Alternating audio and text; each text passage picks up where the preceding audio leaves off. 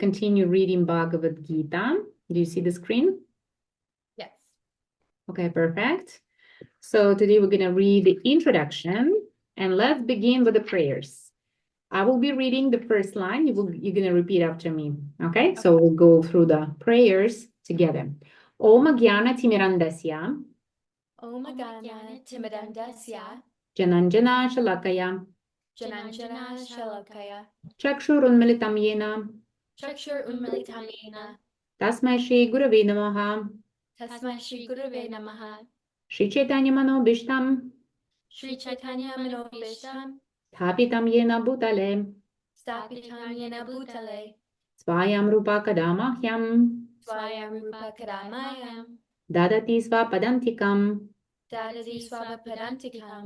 Okay, please read the translation. Who would like to read? I was born in the darkest ignorance, and my spiritual master opened my eyes with the torch of knowledge. I offer my respectful obeisances unto him. When will Srila Rupa Goswami Prabhupada, who has established within this material world the mission to fulfill the desire of Lord Chaitanya, give me shelter under his lotus feet? Perfect. Okay. Vandeham Shri Guru. Vandeham Shri Guru. Shri Yutapada Kamalam. Shri Yutapada Kamalam. Shri Gurum Vaishnavam Cha. Shri Gurum Vaishnavam Cha. Shri Rupam Sagrajatam. Shri Rupam Sagrajatam. Sahagana. Sahagana. Rakhunatham Vitam Tam Sajivam.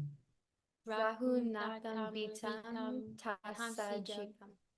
Sadvaitam Savadhutam. Sadvaitam Savadutam. Parijana Sahitam. Parijana Sahitam. Krishna Chaitanya Devam. Krishna Chaitanya Devam. Shri Radha Krishna Padan. Shri Radha Krishna Padan. Sahagana Lalita. Sahagana Lalita. Shri Vishakham Vitamscha. Shri Vishakham Vitamscha.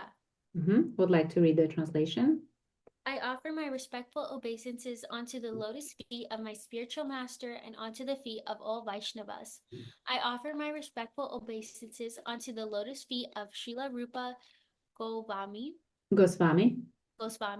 along with his other elder brother Sanatana Goswami, as well as Raghunatha Dasa and Raghunatha Raghunatha Bhatta.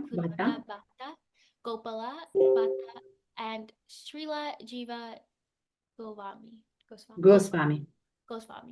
I offer my respectful obeisances to Lord Krishna Chaitanya and Lord Nityananda, along with Advaita Acharya, Gadadhar, Srivasha, and other associates. I offer my respectful obeisances to Srimati Radharani and Sri Krishna, along with their associates, Shri Lalita and Vishakha. Vishakha. Okay. Hey Krishna Karuna Sindhu. Hey Krishna Karuna Sindhu. Dina Bandhu Jagatpate. Dina Bandhu Jagatpate. Gopisha Gopika Kanta. Gopisha Gopika Kanta. Radha Kanta Namostute.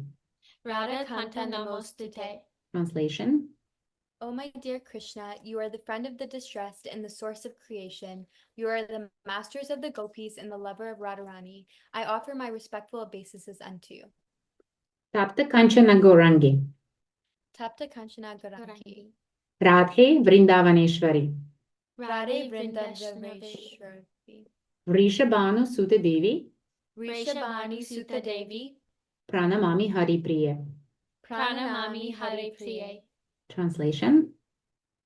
I offer my respects to Radharani, whose bodily complexion is like molten gold, and who is the queen of Vrindavan. You are the daughter of King Vrishabhanu, and you are very dear to Lord Krishna.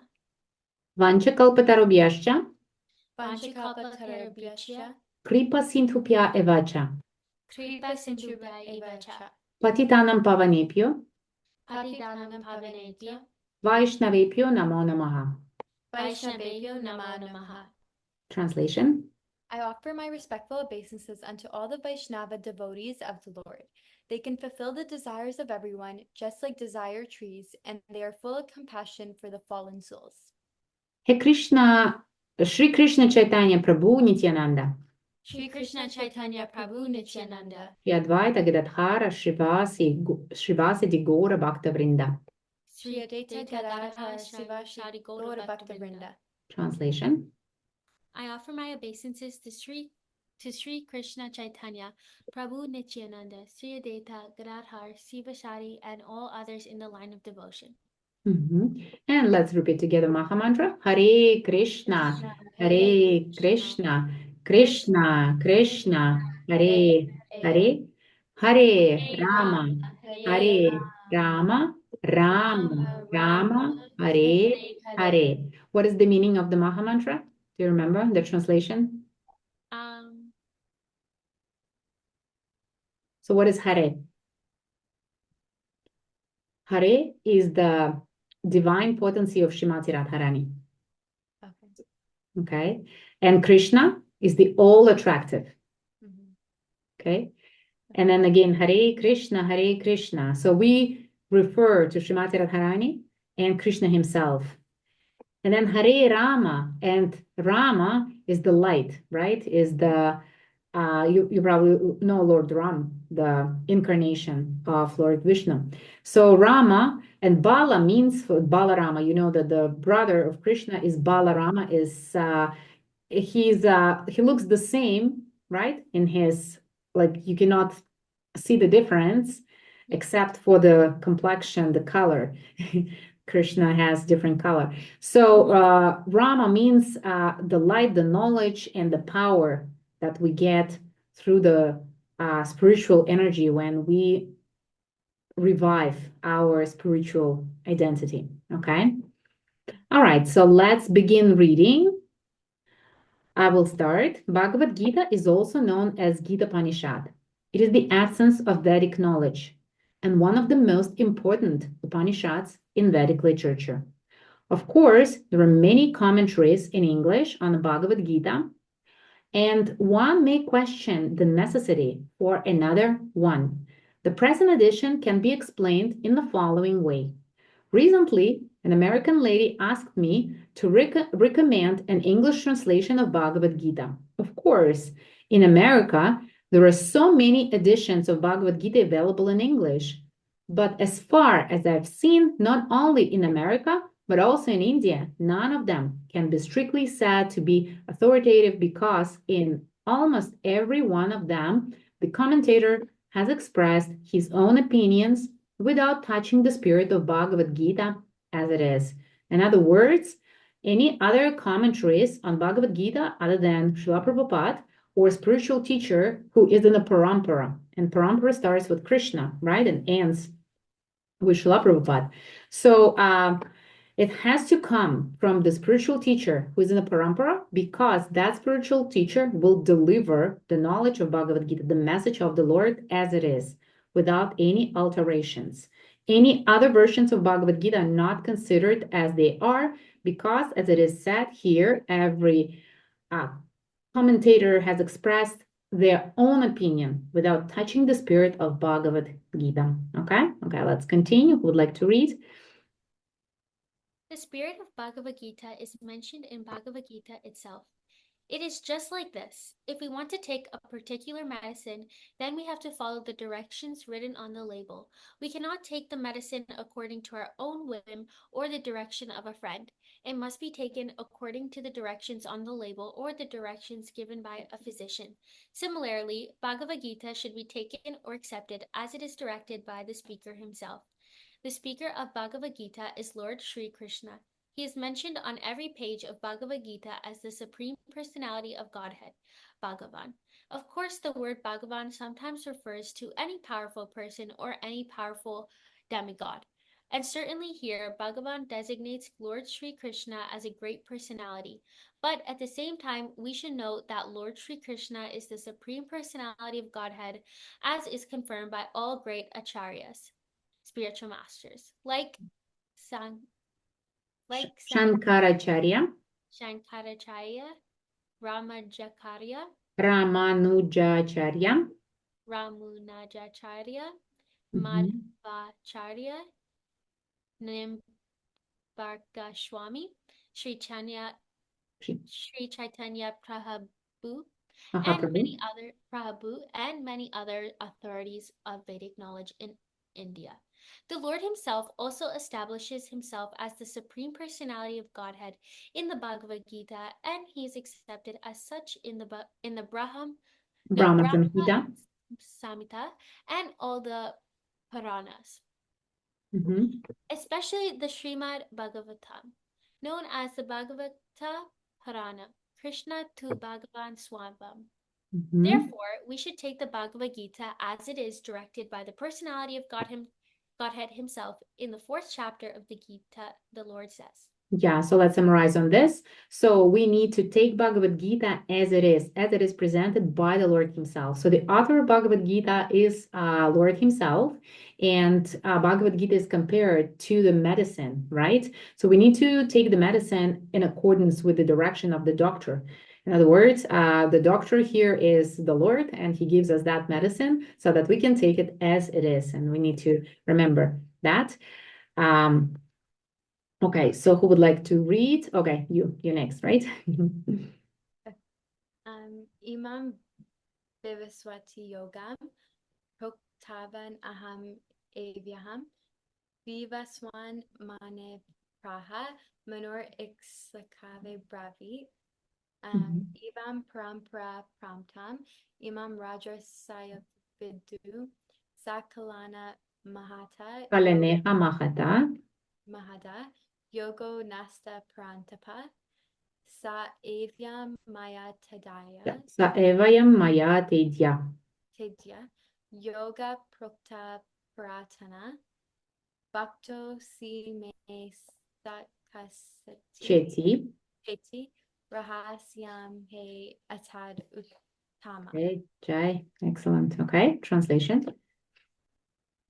Here the Lord informs Arjuna that this system of yoga, the Bhagavad Gita, was first spoken to the sun god, and the sun god explained it to Manu, and Manu explained it to Ikshvaku. Ikshvaku. And Yeah. in that way, by disciplic succession, one speaker after another, this yoga system has been coming down, but in the course of time, it has become lost. Consequently, the Lord has to speak it again, this time to Arjuna on the battlefield of Kurukshetra. Of Kurukshetra. Yes, so this parampara, you can find it on page number 30 of Bhagavad Gita, where the Lord is the author of Bhagavad Gita and he is under number 1. And then the parampara begins. So how it was spoken, if you go down. Okay.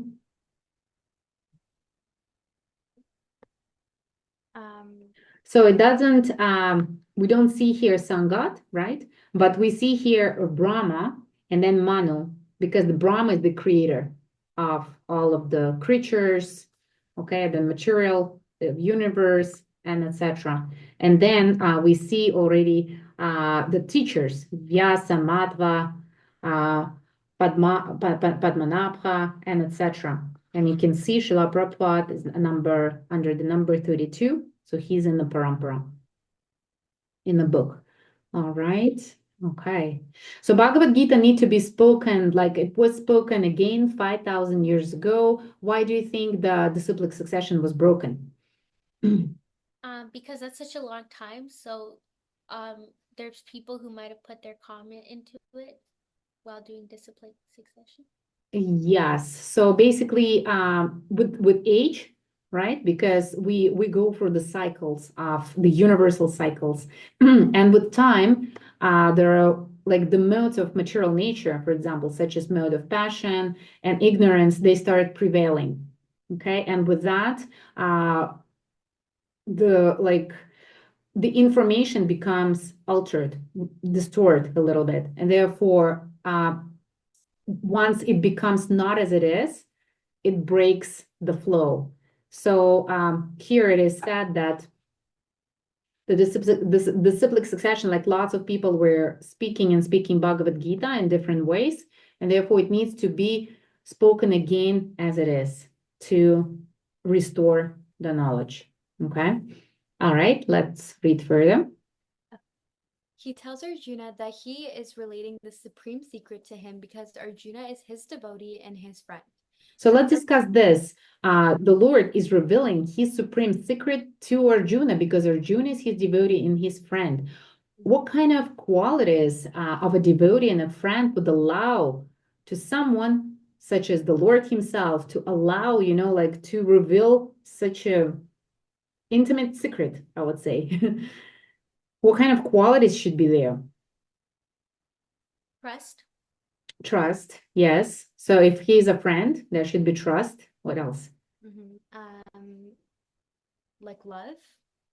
Love, yes. And love is not possible without trust, right? What else? So what is it, the quality of a person to whom the secret was revealed? If the Lord is calling him a devotee and his friend, it means what kind of qualities are there? Vulnerability.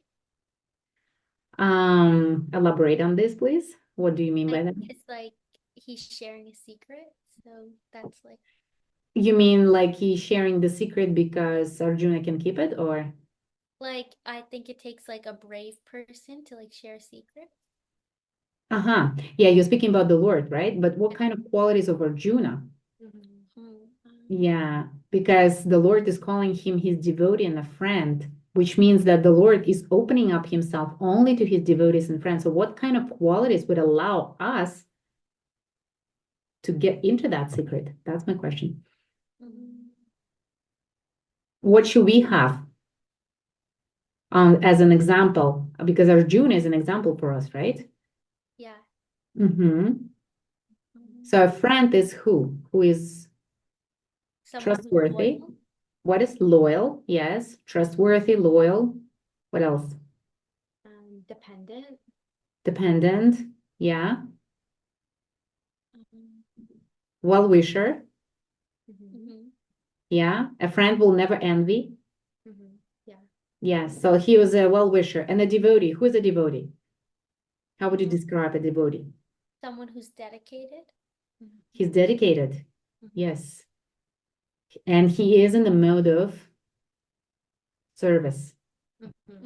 Yes. So the devotional actions, they are based on the desire to make the personality happy, right? Yeah. Make the person happy. So Arjuna is the devotee of the Lord, which means that Arjuna acts as the one who dedicates all his actions for happiness of the Lord. He acts in a way to make the Lord happy, right? Therefore, Lord opens up, Krishna opens up that secret to him. So for us, in order, we can read Bhagavad Gita hundreds of times and may not understand it. Yeah.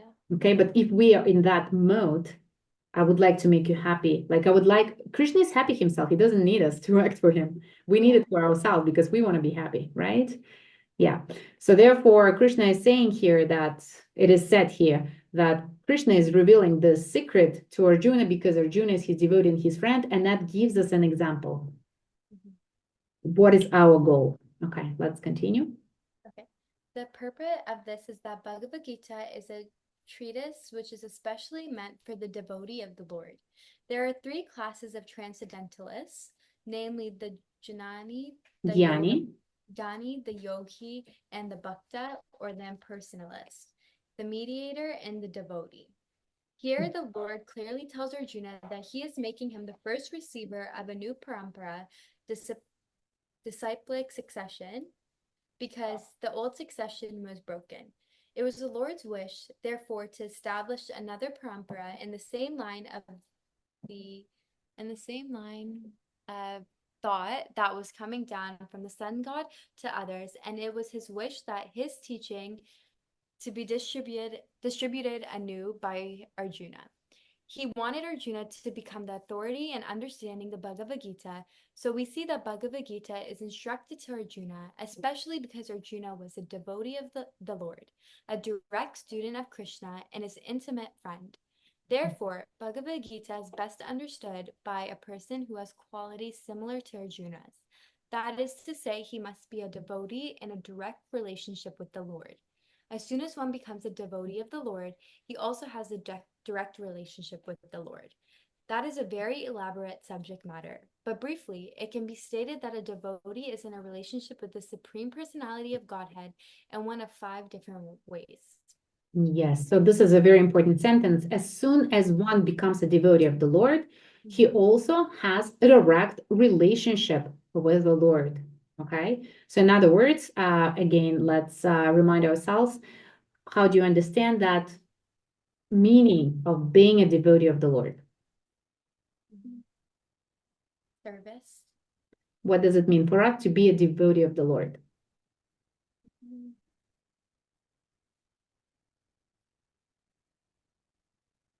Let's see. Let's give like an example, right? Practical example. So for example, we have our body, right?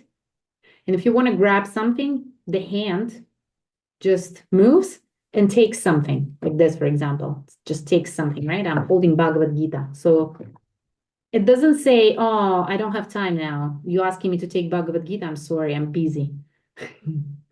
Yeah, I'll go do my things. And if I have a few minutes, maybe I'll take Bhagavad Gita. Right? So the hand serves the master, the body, okay? The personality who is in that body. It's our soul, right? Therefore, same thing. If we are in the same service to the Lord, we establish a direct relationship. So the hand is happy being together, one single whole with the body, right? Once it's separate, what happens? It's useless. It's useless. What else? The master's not being. What happens to the hand? It becomes disconnected. And what happens to it? It has no purpose. It loses the purpose. It's useless. What else? It's in pain. Huh? It's in pain. It is in pain. Yeah, it suffers. Can it be satisfied? No. No, yes, because when the body is full, right, we eat something and the stomach digests and then it distributes to all the parts of the body and the hand is separate. So the hand is not getting the nutrients, there is no blood circulation, nothing, right? So the hand basically is dying. It's disconnected, as you said. So the same way feel the living beings who are disconnected with the Lord. They feel themselves useless. They don't know the purpose of life. They feel disconnected, lack of energy, tired all the time, unhappy, looking for happiness all over. And can you say that we are 100% satisfied? Please raise your hand if you're 100% satisfied. No, right? Yes. So which means that we need to reestablish that relationship, because once the relationship is reestablished, complete satisfaction, complete happiness, blissfulness comes right away. Okay. So yeah, that's what is discussed here. And let's continue. So the last sentence, right? That is a very elaborate subject matter, but briefly, it can be stated that the devotee is in a relationship with the Supreme Personality of Godhead in one of 5 different ways. So let's read the 5 different ways on how we can relate to the Lord. One may be a devotee in a passive state. One may be a devotee in an active state. One may be a devotee as a friend. One may be a devotee as a parent. And one may be a devotee as a conjugal lover. Yes. So there are 5 different ways on how we can be in the relationships with the Lord, passive, right state, active state. We can be a friend, we can be a parent, and we can be a lover. Okay, let's continue. Arjuna was in a relationship with the Lord as friend. Of course, there's a gulf of difference between this friendship and the friendship found in the material world. This is transcendental friendship, which cannot be had by everyone. Of course, everyone has a particular relationship with the Lord, and that relationship is evoked by the perfection of devotional service.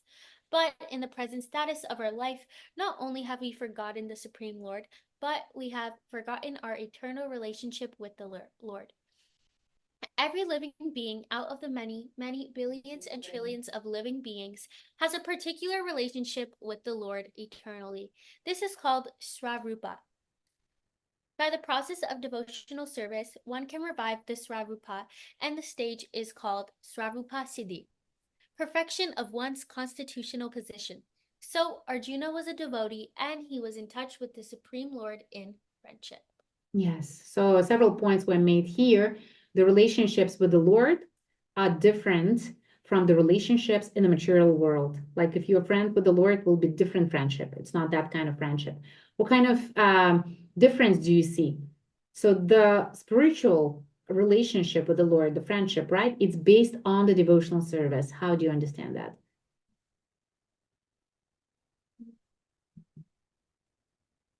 Maybe because like friends nowadays aren't as reliable as like God would be. Yes. So when we spoke about the qualities of a friend, right? It's a well-wisher. He never envies. He acts as a devotee in the interest, right, of the one whom he serves to make that one happy. So how often can we see this in life? Not often.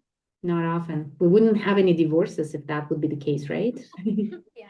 Yes, but there are 80%, more than 80% of statistics show. So therefore, that friendship is the perfection. It's perfected by devotional service. So this is an example of the relationships that each of us should have with each other. Why? Because we are parts and parcels of the Lord. Okay?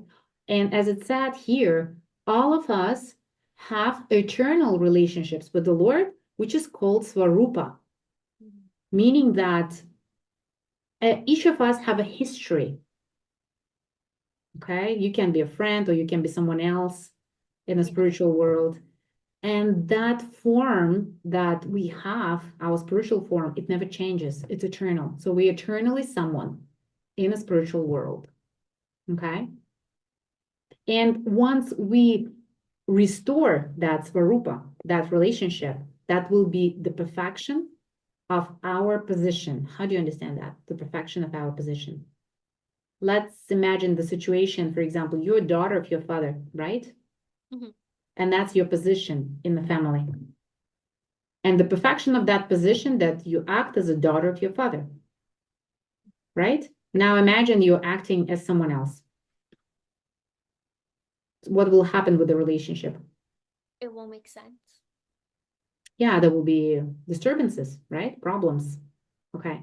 Well, for example, we have a relationship with material elements, let's say sugar, and you want something sweet, and you want to make some sweet drink, and you take sugar, and you know that when water is connected with sugar, the drink will be sweet. And you're putting it into the water, but then suddenly it's not sweet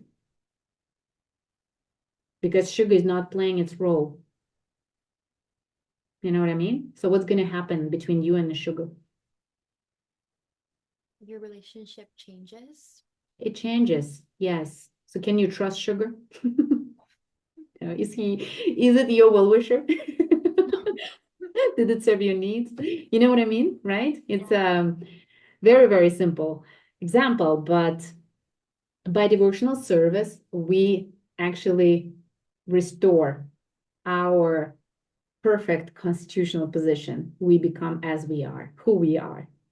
Okay. And in that position, we're going to be happy anywhere in any relationships with other people, with the Lord, anywhere we go. Okay. All right. Let's continue. Arjuna was in a relationship. We did. Oh, sorry. How Arjuna accepted this Bhagavad Gita should be noted. His manner of acceptance is given in the 10th chapter. Arjuna, you've Arjuna Vacham. Okay, Param. let's read together. Arjuna Vacham. Arjuna Vacham. Param Brahma Param Dhamam. Param Brahma Param Dhamma. Pavitram Paramam Bhavan. Pavitram Paramam Bhavan. Purusham Sashvatam Divyam. Parusham Savashtalam Divyam. Adidevam Ajam Vibhum. Adidevam Ajam Vibhum. Ahustvam Arishaya Sarve. Ahustam Vrishaya Sarve. Devarshir Naradas Devakshir Naradastara Asito Devalo Vyasa Asisto Devalo Vyasa Svayam Chaiva Bravishime Swayam Chava Bravishime Sarvam Etatritam Manye Savar Etadratamanye Yanmam Vadasi Keshava Yanma Vadasi Keshava Nahite Bhagavan Vyaktim Nahi Te Bhagavan Vyakting Vidurdeva Nadanavaha. Vidir Deva Nadanava. Okay, translation. Arjuna said, "You are the Supreme Personality of Godhead, the ultimate abode, the purest, the absolute truth. You are the eternal, transcendental, original person, the unborn, the greatest. All the great sages such as Narada, Asita, Devala, and Vyasa. confirmed this truth about you, and now you yourself are declaring it to me. O Krishna, I totally accept as truth all that you have told me. Neither the demigods nor the demons, O Lord, can understand your personality." Yes. So what is the mood of Arjuna? How does he take Bhagavad Gita? What is his mood here? Like all accepting. All accepting. Yeah. He Glory, seems like passionate. passionate, yes. Glorifying the Lord. Yeah. Taking him as his spiritual master. So he's not saying, oh, really? Okay, well, let's talk about it. Well, that's interesting. No, not like this, right? So he's taking him as a spiritual master, and not only for himself, for all of the sages, for the whole universe. And what does he say? He says, I totally accept as truth all that you have told me. Right? So this is an example for us how we should take Bhagavad Gita.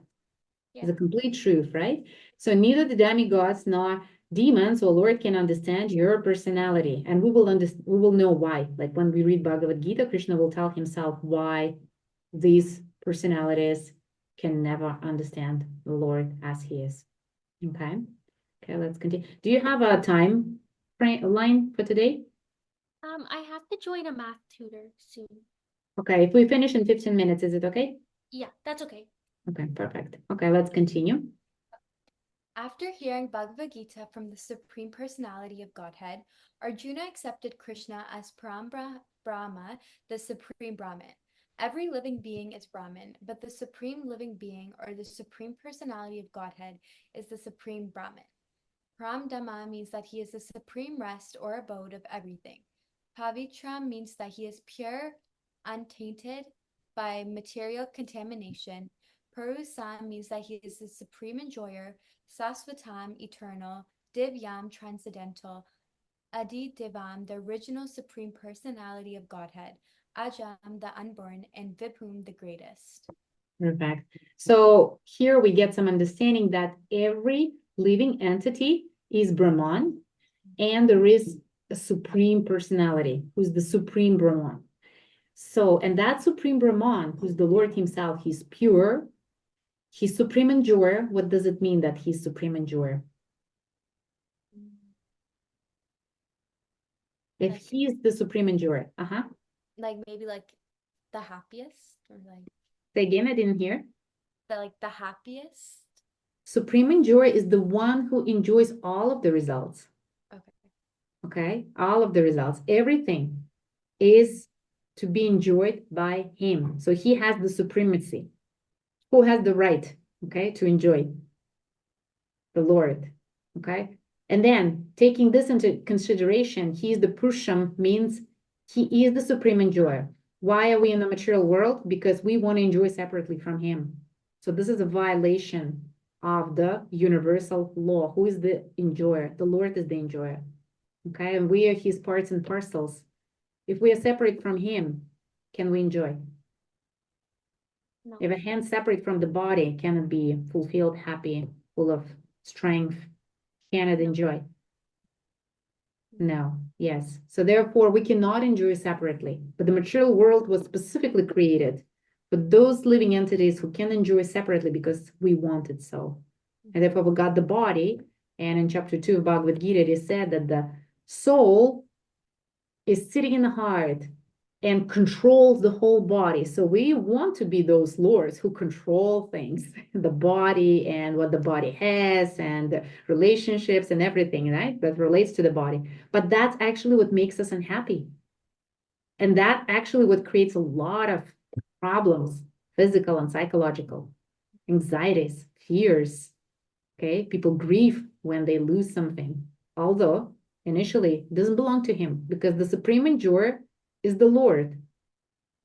So now we understand Bhagavad Gita, if we get into that mode as Arjuna, right? And accept that the Lord is the supreme enjoyer and we can enjoy. When can we enjoy? What is our opportunities to enjoy?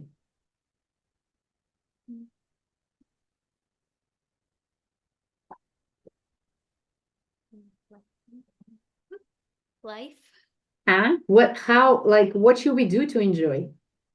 If the Lord is the supreme enjoyer, what should we do to enjoy? Because we want to enjoy too, right? Yeah. Yeah. So what should we do to enjoy? Serve him. And how will it help? I'll further our connection with him. So how will that help? We can go back to him one day. How we want to enjoy now, here and now, Oh, okay. every day, every moment. It will help our cleanse our mind and our body, so we'll feel like better in a sense, like mentally So better. see, the body and the mind, they relate to the material energy, right? And the matter is dull by itself, so it has no life. So the soul, actually, the spirit energy, spiritual energy gives life to the matter. When the soul is in that matter, like it's like us, right? We end up in that body, the body is alive. When the soul goes away, the body is dead. So by purifying our body, yeah, we are okay. But can we call ourselves happy? We're still, right? We like pure mind. Yeah, that's fine. We can be calm, but can we be happy? So being healthy, being calm is different from being happy. Yeah. And being satisfied and being fulfilled and being self-sufficient. It's a different level, right? And this is the real enjoyment. So what can help us to get that on that level? What do you think?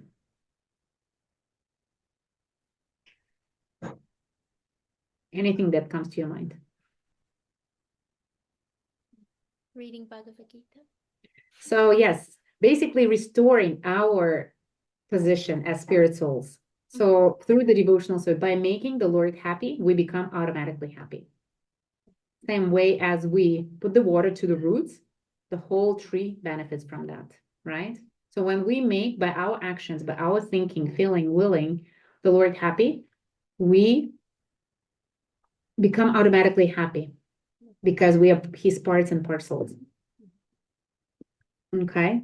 We are part of the Supreme. Therefore, if we want to enjoy separately and he's the Supreme enjoyer, we won't be happy. Okay. And further down, you will know that our senses belong to the Lord because everything belongs to the Lord.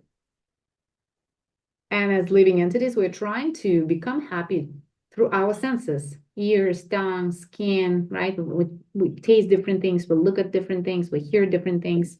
But why are we never satisfied? Why do we want it again and again? And people gain weight. Why is it so? Because it's done in improper way.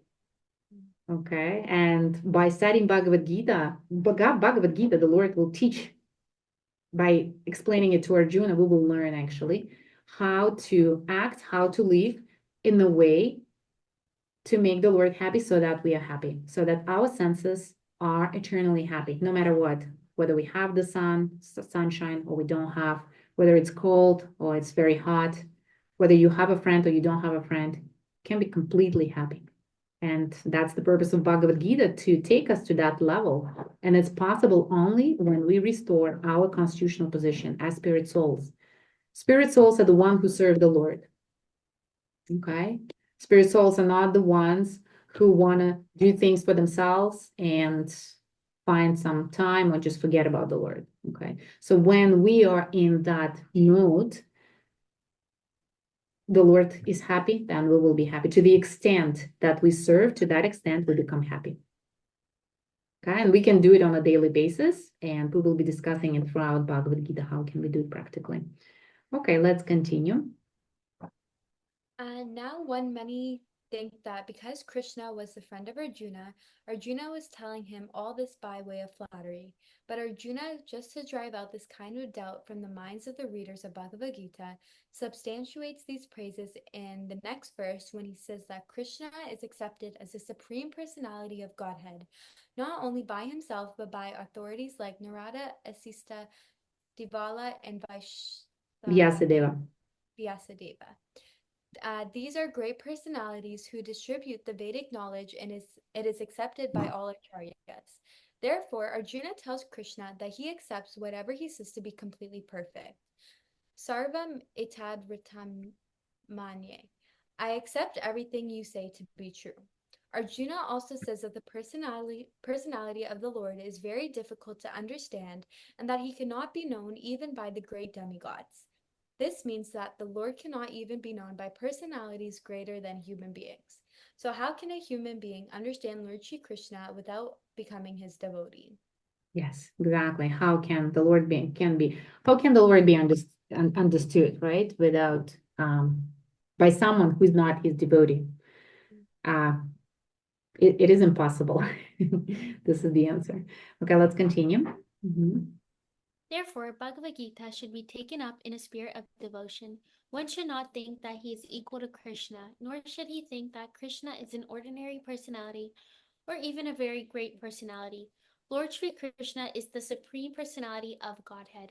So, according to the statements of Bhagavad Gita or the statements of Arjuna, the person who is trying to understand the Bhagavad Gita, we should at least theoretically accept Sri Krishna as the Supreme Personality of Godhead. And with that submissive spirit, we can understand the Bhagavad Gita. Unless one reads the Bhagavad Gita in a submissive spirit, it is very difficult to understand Bhagavad Gita because it is a great mystery. Yes, so Bhagavad Gita is a great mystery which is opened by the Lord only to his, again, devotees, right? Therefore, at this point, we may not have that feeling and that acceptance, but it is recommended here that we take it theoretically. Remember, we discussed the samskaras as our subconscious programs, and that are created by the repetition of an action. When we repeat the action multiple times, right, we create a habit, and that habit is actually in our brain. It's a neurological network which acts independently as soon as it is created. And that's why it's very hard to get rid of the habits. But on the other side, it's a good tool for us to create positive spiritual habits that will serve us through lives. Therefore, if we accept Krishna theoretically as the Supreme Personality of Godhead at this point, and in a submissive spirit, how do you understand that? Having a submissive spirit. Like accepting it all, not really rejecting anything or like arguing or like question, like kind of accepting it all. Exactly.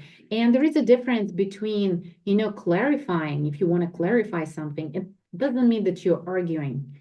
There is a difference between clarification and challenging questions. So the question can be asked in the mode of disrespect and in this arguing mood, right? Which means that it's not the submissive mode, and that person will never be able to understand Bhagavad Gita, because Bhagavad Gita is a mystery. Bhagavad Gita is a deity itself. So it's a life, it's spiritual energy, and Bhagavad Gita decides herself how and what to open, when to open to someone, right? Depending on the mood of the person. Therefore, yes, we need to read Bhagavad Gita in a submissive spirit, in the mode of a prayer, asking the Lord to open himself to us and do our best in the devotional service to reestablish, right, our position as spirit souls so that we can feel eternally connected, because we are eternally connected. We just forgot about that connection. Okay, so let's summarize today what you've learned today. What are you taking with you? What is your reflection of today's class?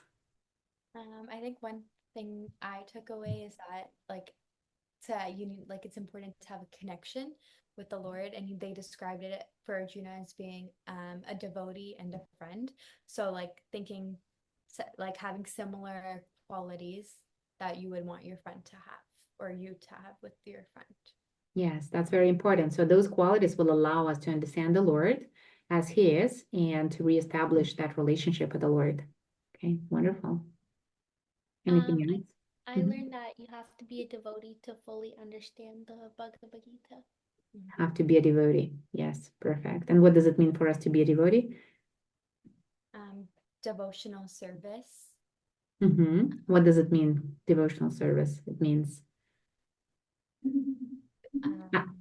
just as a principle, if you would if you would describe that principle to someone is asking you, what does it mean to be in devotional service?